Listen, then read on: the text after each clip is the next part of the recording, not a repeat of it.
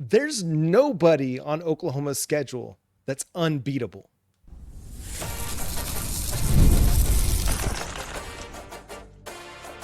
You are Locked On Sooners, your daily podcast on the Oklahoma Sooners. Part of the Locked On Podcast Network, your team every day. What's up, Sooner Nation? I'm John Williams. He's Jay Smith. On today's episode of Locked On Sooners, we've got mailbag coming at you. We're answering your questions, all three segments. We got physicality talk, run game talk, Texas talk, recruiting talk, but we're going to start here, Jay, because we got some great questions about Oklahoma's schedule, and it starts here. Charles on YouTube asks, is there someone on the schedule we have no chance of beating? Because Charles says, I don't see a team that is head and shoulders better than we are.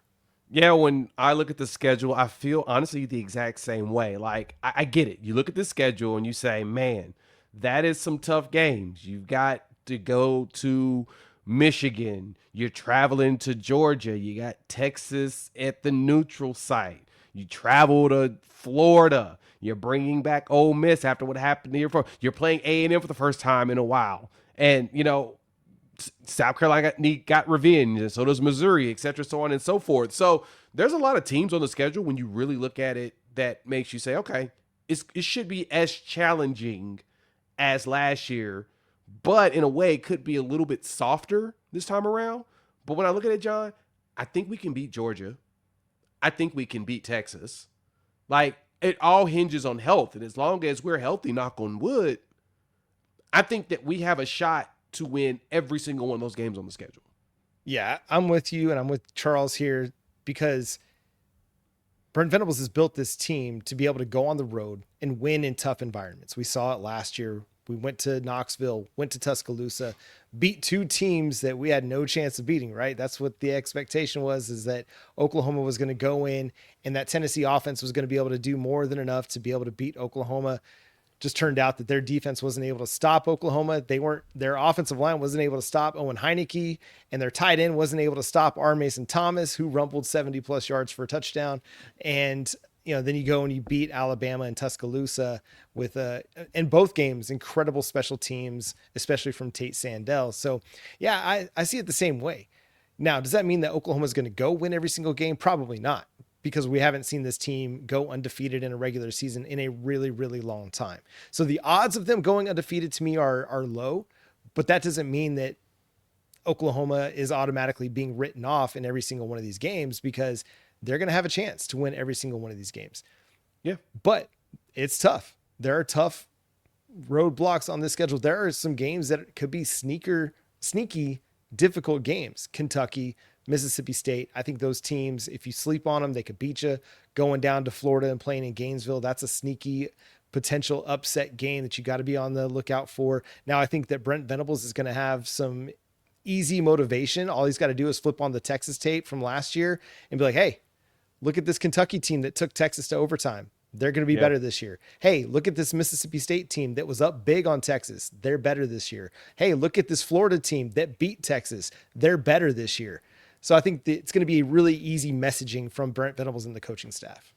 Yeah, he's going to definitely challenge them to go out there and make sure that they don't underestimate a single team on this schedule. You can't underestimate Mississippi State, right? Jeff Lebby knows Brent Venables. Brent Venables knows Jeff Lebby. They've been around each other for years as not only counterparts, but also Lebby when he was a student assistant and Brent Venables was defensive coordinator back then. They got an understanding of each other, and they've gone up against each other in a way. So that game is one they're going to be like, hey, Lebby's going to pull some stuff out of his hat. So be prepared for that. And they've got players there that used to play at Oklahoma, players that Lebby recruited when he was coaching here that decided to transfer out and go there. So you got that aspect of it. Kentucky, Oregon was a really good team. And, they, losing their offensive coordinator to come out and become the head coach, he's going to make some stuff happen out in that area. He's from that area, played at Louisville. So you're going to have some challenges. It may take a year. Plus, they got a couple of Sooners on the roster there too, right? A few Sooners are there at Kentucky. And then, of course, Missouri is a pseudo rivalry or whatnot that, everyone wants to create a rivalry out of. I don't know why, but whatevs, y'all can have that. But they're there. So you're not dealing with a bunch of teams that are just scrubs. You're going to have some teams that's going to really come out there wanting to upset Oklahoma, especially because, and we got to talk about this next week about this schedule, because when we talked about it yesterday, I started thinking about it today. I'm going to talk about it this morning, actually. Yesterday morning.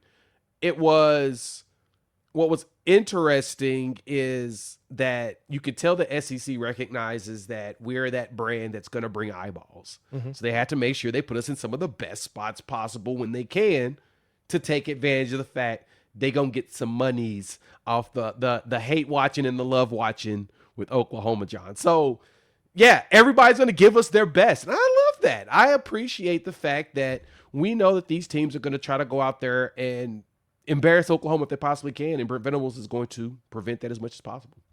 This is kind of a similar question from BZ Sooner fan. He says, which game do you think the Sooners will win that the experts, he put experts in quotes, are giving us no chance? And I'm going to say like national media, we'll put that as the group, because I feel like some local experts will probably give Oklahoma a chance in a lot of games. Oh, yeah. But what's the game that you think that the national experts, the national analysts are going to say no chance? Georgia. And I think we can win that game on the road. I think that's the one that they're going to say. I don't think anybody's going to doubt us in the Michigan game enough. Like, the spread is really close on FanDuel right now. I think it's like 2.5 or 1.5. We're dogs, which that makes sense. That means that neutral site will probably be like a slight favorite, and at home will be like a 4-point favorite, a 5-point favorite like we were last year. So it's about the same thing, exactly what you would expect, right? You're going on the road to Ann Arbor. But the one thing they're going to point out is that, well, Michigan is dealing with a new coaching staff. Mm-hmm. Underwood, as a true sophomore, has another offensive coordinator he's got to learn, and they've got to go to his strengths. And it's only the second week of the season of trying to execute all of that. So if this was week 8, week 10, we actually may be more of a 4 or 5-point dog in Ann Arbor just because of the experience in the system. But that early, that's advantageous to Oklahoma. Yeah. They're bringing a more experienced team in there that know each other and have continuity, whereas Michigan is really trying to figure that out. Georgia's the one where I feel like experts are going to say Oklahoma probably has no chance in this game. I think some betting sites have us as already 10-point dogs, and mainly because Georgia has continuity. They're bringing back a lot of the same players, same recruits, they got the same coaching staff, and so because it's so much continuity in that, and they've had success with said continuity, they're going to be a very tough mountain to climb. We should beat Texas if we're healthy. We could have beat them last year if we were healthy. That game was a touchdown in the fourth quarter before that the kickoff kind of destroyed everything. Yeah, you know that Oklahoma can hang with them. They just got to close with execution and health. I think the Georgia game is the one where experts are going to probably say, I don't know if Oklahoma really has a chance in this one in between the hedges. They may, but I think we could pull what Alabama did, because they said the same thing about Alabama last season, and then Alabama walked in there and won that game. Yeah, that's the one to me that is going to stand out as I will not be surprised if all of the national analysts pick Georgia. Yep. It would not be surprised. I mean, it's Oklahoma's first trip to Athens ever, all time, against the most consistent coach in college football right now in Kirby Smart, against a returning quarterback, against a good defense, an improved running game, a good offensive line. That's going to be a tough place to play, and there's a good chance that could be a primetime game too. So it's going to be Dogs fans geeked to the nth degree. So that's the one that stands out. Texas, I feel like there are going to be a lot of national analysts that pick Texas because of the hype. The hype rises, but it's a coin flip game. It's the Red River Showdown. It doesn't matter what the records are. It doesn't matter who's the favorite. It's a game that has no expectation to it. You just show up on that second Saturday in October and you say, all right, here we go. Let's see what happens. Exactly. All right. Let's see what goes down. Coming up next, we've got a good recruiting question we're going to talk about. And I'm going to ask the question to Jay that I was asked last week, and I'm going to give him the chance to discuss it. We'll do that next here on Locked on Sooners. And today's episode is brought to you by our friends over at FanDuel.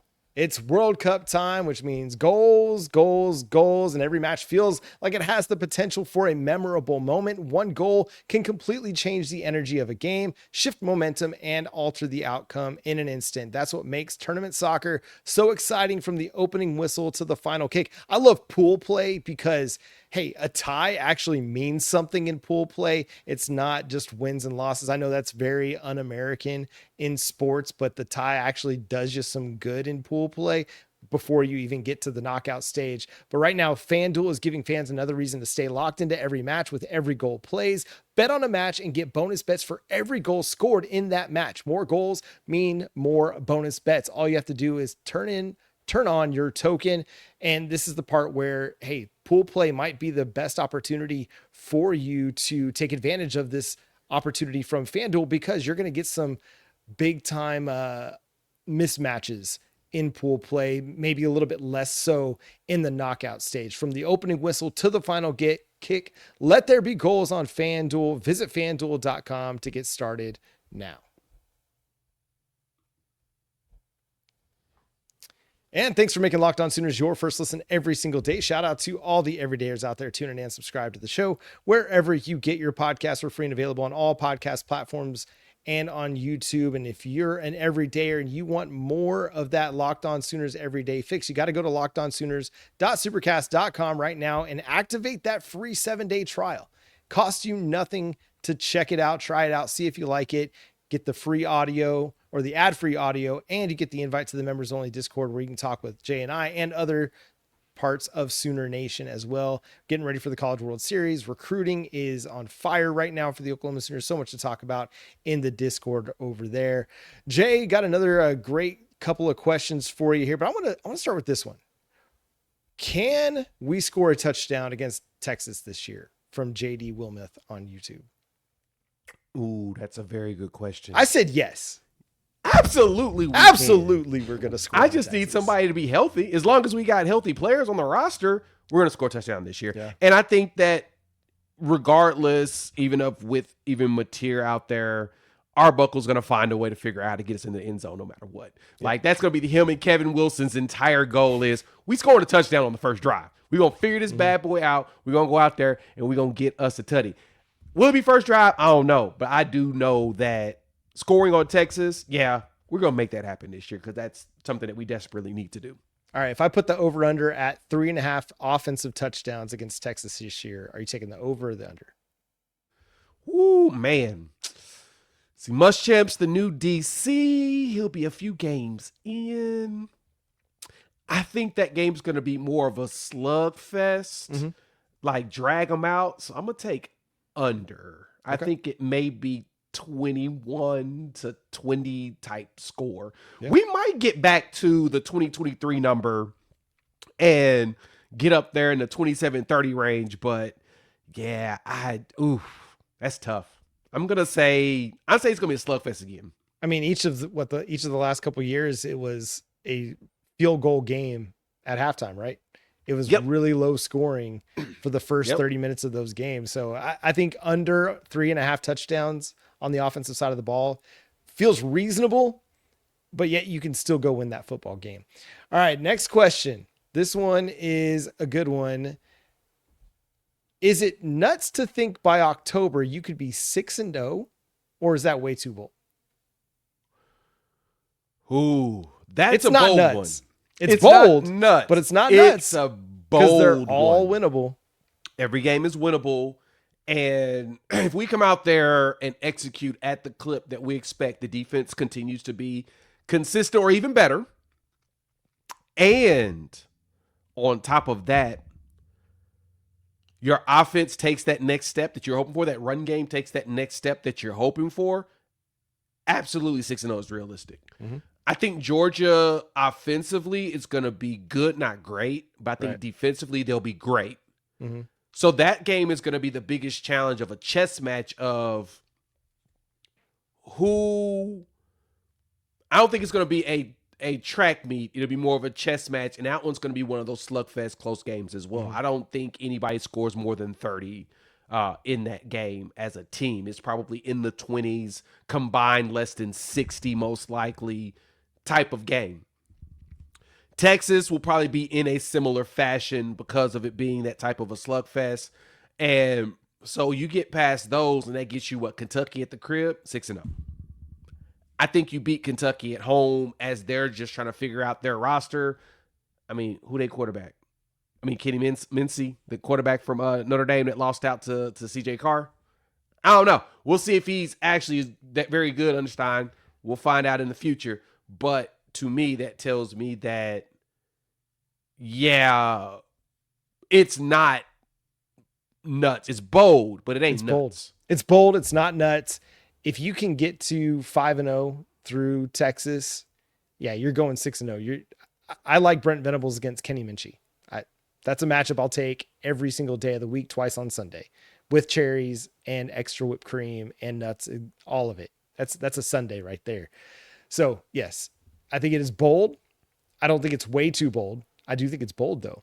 It's probably going to be unlikely that you'll find many people predicting Oklahoma to win their first 6 games, but it's not out of this world. So, all right, this one, it's a good recruiting question from Cayman Stewart. He says, what current 27 commit could see the biggest jump or fall in any industry ratings? Oh man. So that one was a toughie when I looked in, and I'm going to give you one of each. Sure. I think your biggest potential riser, one that could start flying up the charts after this season, is probably going to be Elija Harmon. Ooh, I think the big D tackle is one that is very much liked. He's got the size, 6'3", 300, and he's played well. He's started up high. He's kind of seesaw back and forth, but I think he's one that could take a massive leap that ends up putting him, because of his measurables, back in the top potential 150 to 100 if he keeps things going. I think drops Cooper Hackett, and that's only because of the injury. And I think that's probably end up what's going to happen, since it's most likely he's done for the year. I think it's labrum. I think that's what I saw the post had pointed out. If that's the case, they're probably going to dock him for that, which I think he's already seen one dock. He may see another one because of it. Yeah, he's hoping to be ready by the time he gets to Oklahoma for early enrollment in January. I'm going to give you one from the 247 Sports rankings, and then I'm going to give you one from Rivals. We'll start with the Rivals one, and I think it's going to be Graydon Howell, the wide receiver. He's your only wide receiver committed to the class right now. I know, being from Southeast Oklahoma, maybe not getting a lot of love nationally, but people are going to take notice. You know, Oklahoma isn't panicking about the wide receiver position just because they lost a couple of guys.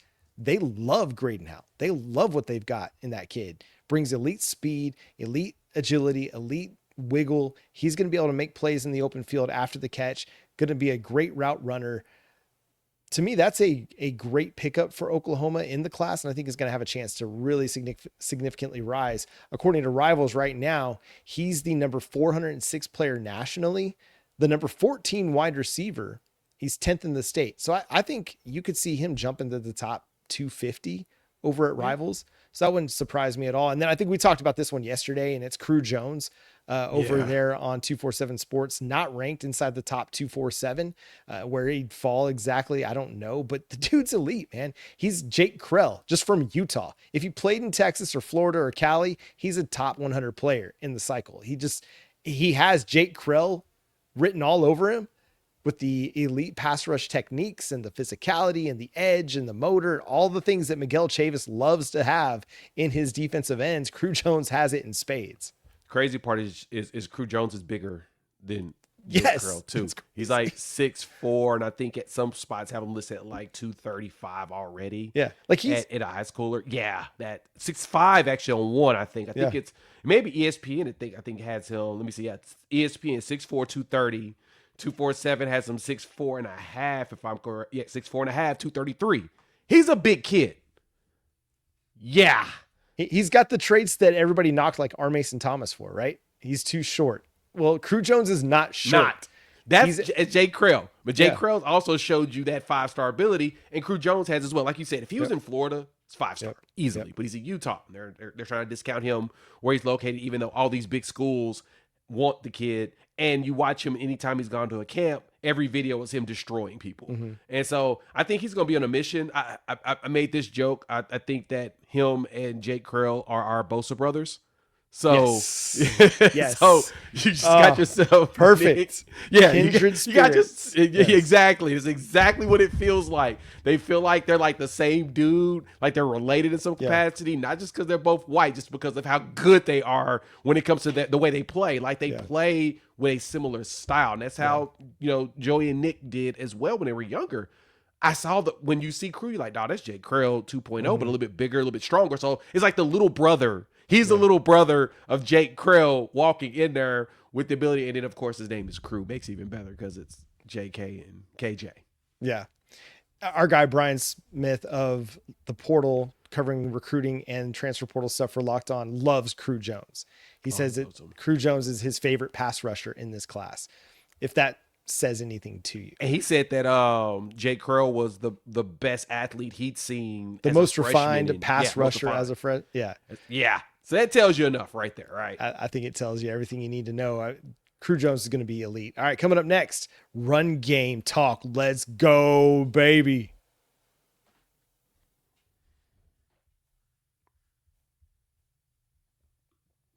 Once again, thanks for making Locked On Sooners your first listen every single day. Shout out to all the everydayers out there tuning in and subscribe to the show wherever you get your podcasts. We're free and available on all podcast platforms. Man, it's great to have Jay back, isn't it? We missed him. I mean, we held it down. The everydayers showed up. But, man, it's great to have Jay back. All right, let's talk running game. This one is a really good one from Caravan OK, because I think it's a two-part question here. Do you see a scenario where the lines play violently enough? This is offensive and defensive lines.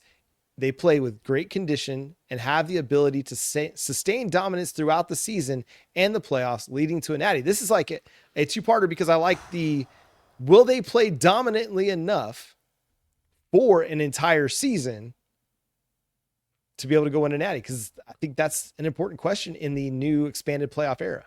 Yeah, and that was the big question we had about the O-line going into this year anyway, is last year you started to see glimpses of the physicality you want, especially later in the season. You started to see some improvements, or as your running backs were healthier, you started to see certain games, right? Ole Miss, you got something. South Carolina, you got a little something. I think South Carolina was probably the game where it told me, it's like, oh, okay, next season, this line is really going to be better. They're going to be ready to go after a few more games together. And you had a couple of little injuries here and there, but even with the veterans of Weiwu, veteran presence of Weiwu right there at the right, and him be able to move over to center, and you start to really just move players around, you got a good performance overall, just not as great as you would like. This year, I expect him to be great physicality-wise and really running through people's faces like crazy, especially with the running backs they've got. Yeah. Backs with the running back coach is going to be able to help them with some different type of techniques and different perspective. I see it. D-line though, John? Come on now. Do you think Stone, Jaden Jackson ain't going to be physical? You don't think Daniel Koye, who run around with Kill Them All on his eye mask, ain't going to be out there ready to take somebody's head off? I think PJ's ready to prove himself. He's been doubted his entire time here. He's a senior now. He's got to show us something. Taylor Wine showed up and ended up being the dude, playing the dude, not even disguised as another dude. He ended up being the dude. So you got him out there, and it's just, and as you get these young players right behind him, you got some really hungry guys. Trent, Tank, right? Brian Harris. You've got some, old man Bishop. They've been picking on him like crazy. You've got a lot of players that have shown you that you sense have a hunger to them. And to me, I expect them to be way more physical this year than last. Well, I think because of the hunger that you're talking about, Jay, you have the chance to be deeper. Because if you can get guys like Trent Wilson and Brian Harris and Tank Carrington really up and running, along with Nigel Smith and Bishop Thomas and Kenny Azawalu playing those interior spots, and you can minimize that drop off from those starters to that second level, it's going to give you a better chance to have better longevity and better durability throughout the season. That's what allowed Indiana to go on the run that they had. They didn't have to stress themselves and stress their depth throughout the year because their schedule was fairly soft. They could rest guys a lot. Oklahoma's not necessarily going to have that luxury of resting guys, so they have to have developed depth. And if those guys can minimize the gap between the starters and the second team, that's really going to help. For the offensive line, man, it's just about staying healthy for however many games Oklahoma plays. If they can stay healthy and have continuity, they're going to be just fine, because they're going to have a chance to play downhill more often, I think, this year, where last year they got themselves into too many second and long, third and long situations. I think they're going to be in more favorable run game scripts that allow them to get downhill and be the punishers as opposed to being the punished. And when you're an offensive lineman and you get to just go out there and just run the ball and run the rock, it allows you to gain confidence and dictate how things go. So I'm confident in this team having the ability. And I think also the coaching staff has made necessary changes to make sure that this team stays durable throughout the season. Yeah, that's true. That's the most important thing, is being durable and being as healthy as possible. Like, I think the mentality of physicality has already been etched. It's established. Stone. Yep. Yeah, it's established in all their brains. If you're not going to be physical, you're not going to be here. You're exactly. processed. Yeah. We've shown that. We've shown that in just, unfortunately, the collateral damage is the line is, and let me remind everybody, for the uninitiated, for the new people that have joined us, for the level of physicality you want to play, you're going to have some collateral damage. And unfortunately, our collateral damage over the last few years have been our offensive line getting kind of beat up by our defensive line. But to be at that level of physicality that y'all want to see, y'all like watching us move furniture.